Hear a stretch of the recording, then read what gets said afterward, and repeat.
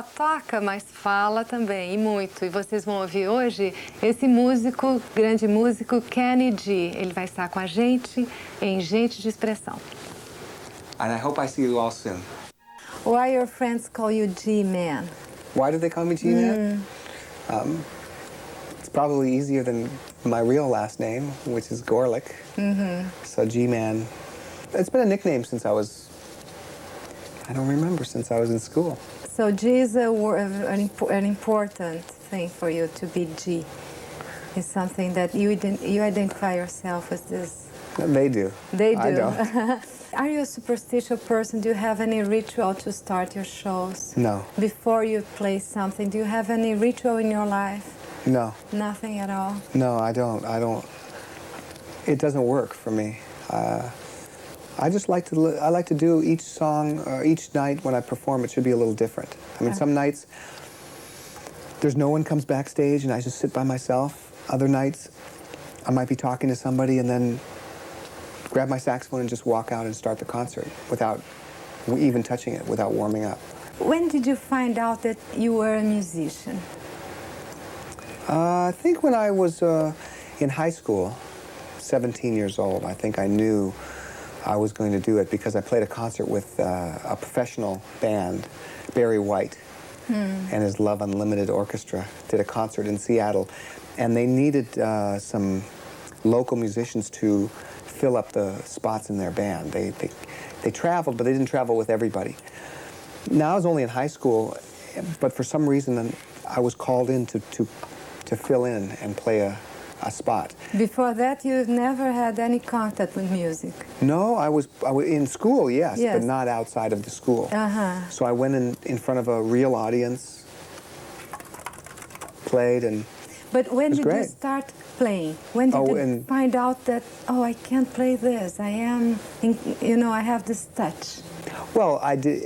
In school, I was always one of the best saxophone players in school, but I never thought that I didn't know I was going to really go on until I did that one concert that I was telling you about, because from there I got so many accolades and so much encouragement that I thought, I guess I'm pretty good. I guess I'm good enough to be a musician now. Do you remember your first day that you touched this? Yeah, I do.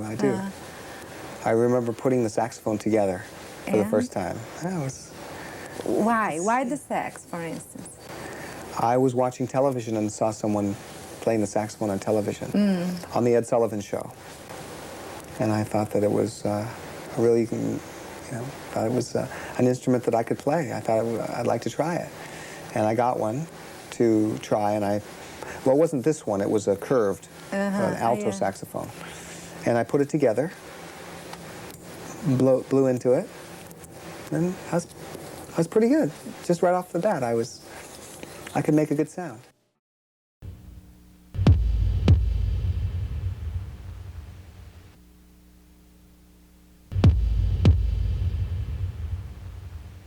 Were you, as a teenager, were you very popular?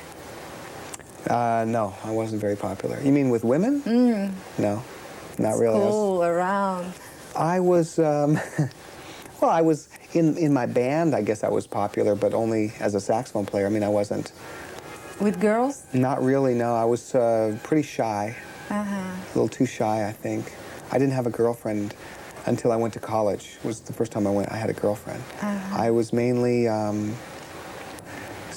very good student. I got all A's all through high school. I got A's.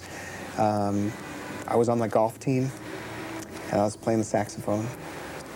But I never, I wanted to have a girlfriend, but I was just a little too shy. I couldn't do it. Really? I couldn't get myself to get a girlfriend. I was too bashful to.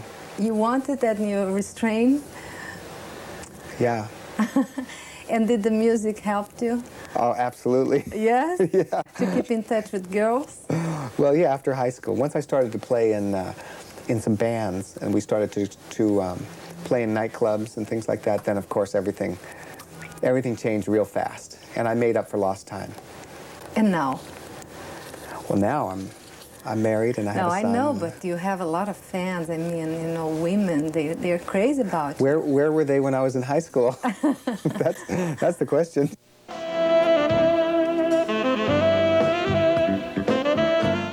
I had fun. I was always a happy kid. At least my mother used to tell me that I was always happy. And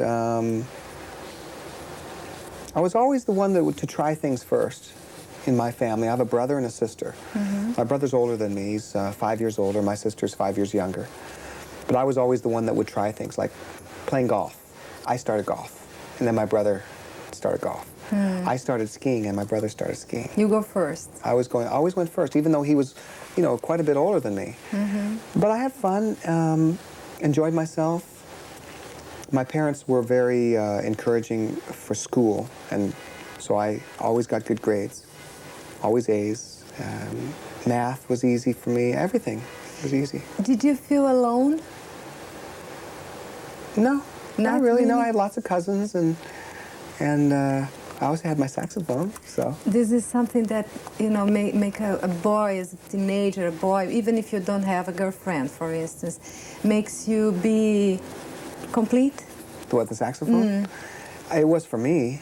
I used to go down into the bathroom downstairs in our house, a small bathroom, I mean, much smaller than this room, just a little corner. And I would practice there for hours every day. After school, I'd come and take my horn, close the door, look in the mirror, and practice, and watch myself practice all the time.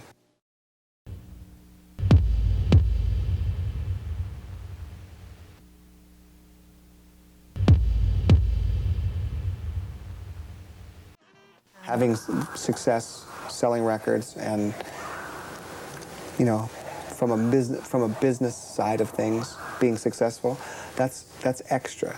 But for me, I play the saxophone because I like playing the saxophone, not because when I played it I knew that I would be great and I could go on to bigger and better things. I love it. I mean, I love playing the saxophone. Even if it wasn't your profession, for instance, Yeah. you would do that. I don't think that I would do anything else. Have you ever thought about? I've never done anything else. I've never made any money doing anything else. I've never worked except playing the saxophone.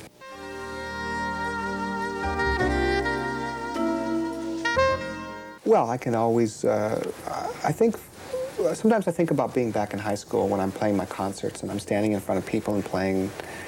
It's very exciting, and there's a lot of people out there, and I think about back in high school when not that many people were very interested in me and what I was doing, and it makes me really appreciate what I have.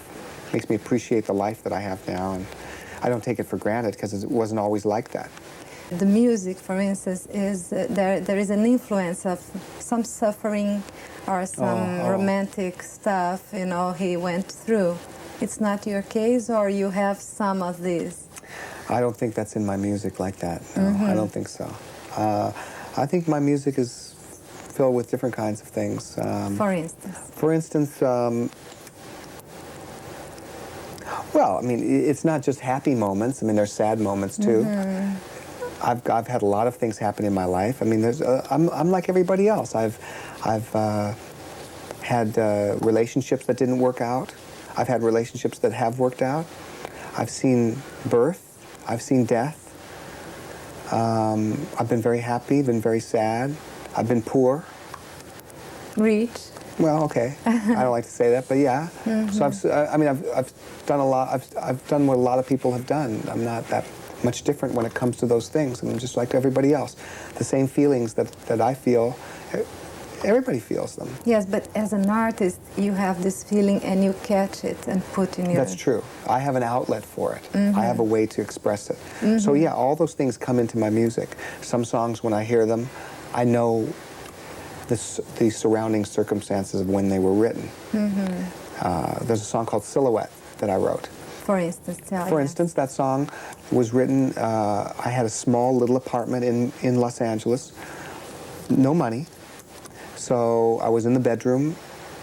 There was only 2 rooms, a living room and a bedroom. So it wasn't like, No choice. No choice. So I had my my little studio set up, just very ordinary equipment and a microphone. And I started to write a song, thinking about how all alone I felt at this moment in this apartment, because people were banging on the walls telling me to stop playing my saxophone. Because it was noise to them. You know, not music, it was noise. And so that song, when I Too much noise here. yeah, something can you like be this. quiet? We're trying to sleep. Shut up. That kind of thing. And I understand that. Yeah, I mean, sure. it's not just because it's music to me doesn't mean it's music to the guy that's trying to sleep upstairs. Yes. So when I hear that song and when I play that song, I'll think about that. Say, okay, well, things are different now and it's great. Long way, yeah. But so that's, you know, each song to me has a different little feeling or circumstance that surrounds it. But there's not one theme that's in my music, like a rejection that comes out. Nothing like that, really.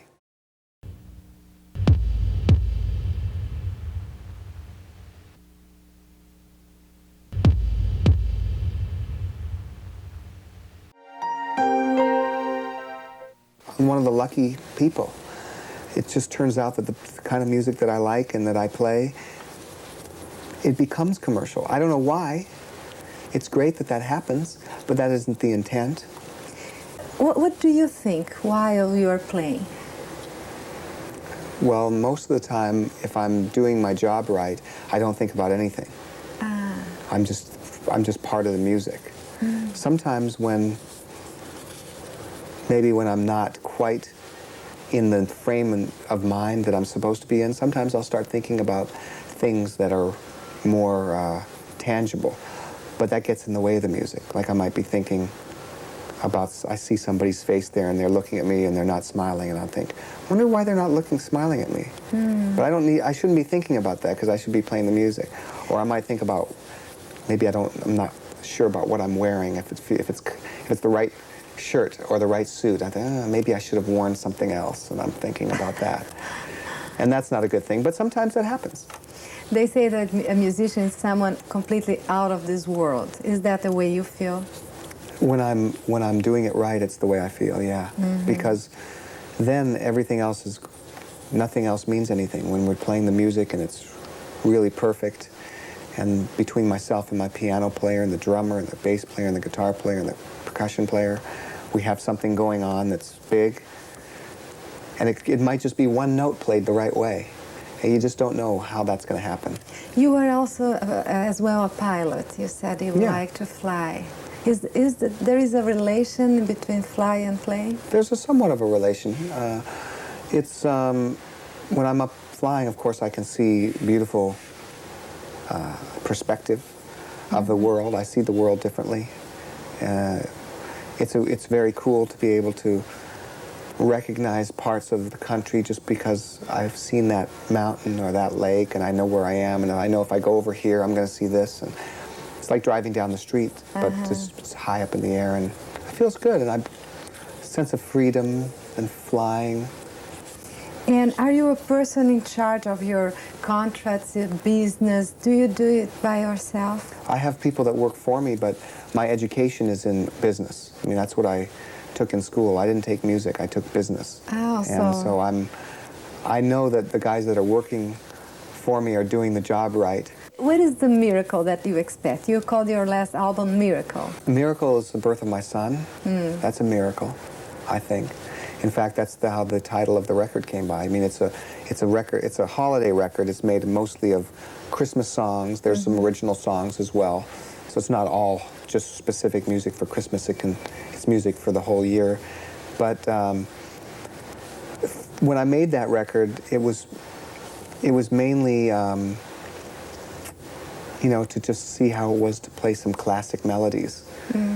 Normally I wouldn't do that, but I really liked the way it came out, and with the birth of my son, the title Miracle seemed to be a perfect title, because the holiday time for a lot of people is a time when miracles are supposed to happen, and also having the birth of my son, and I think if whoever's watching this that has children knows the feeling. It is a miracle. So it seemed like it was the right title and the right feeling. Moment. The right moment, yeah. What is your feeling when you are in front of a big audience? It's not being in front of the audience is not that's not the main thing. It's if the music sounds good and if the music is being played well. It could be an audience of 4 people. It could be an audience of 20,000 people. It's the same thing. No matter. Not really, no. A lot of times when you have a bigger place, sometimes the sound isn't quite as good. So you have to work harder to get that right feeling. Sometimes when you're playing in a small club or a small place. Do you think your music now is really you? I think it is, yeah. I now, for the last few years, I have my studio in the house, and I can spend unlimited amount of time working on my records, which I do. My wife will back me up on that because I lock myself in the studio and I'm there for days and maybe just come out to eat dinner and then go back in, and that's it. I'm just in there.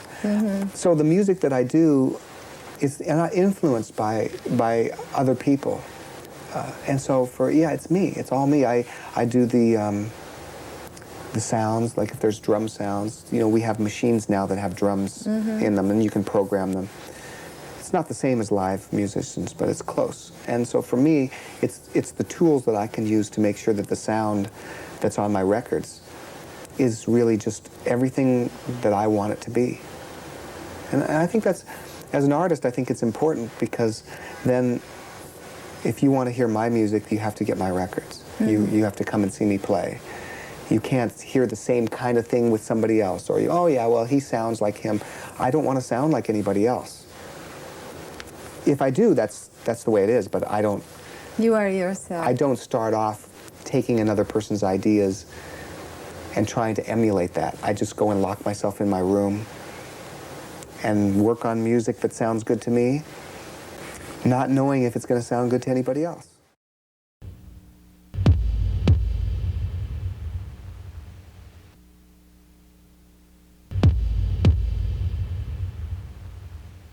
Kenny, are you a romantic person? I think I am. In what way, for instance? What do you define? Well, I think that to play this instrument properly, you have to be romantic in that sense, because you can't just, it's not just a piece of metal with a reed on it, and these things, you push them down and different notes come out.